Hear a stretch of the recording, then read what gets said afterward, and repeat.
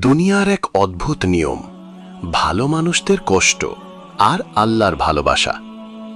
দুনিয়ার এক অদ্ভুত নিয়ম হল, যে যত বেশি ভালো তার জীবনে পরীক্ষার মাত্রাও তত বেশি।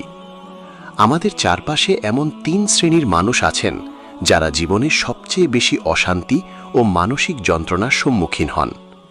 1 সৎ মানুষ, 2 আল্লাহ ভীরু মানুষ এবং 3 পরোপকারী মানুষ।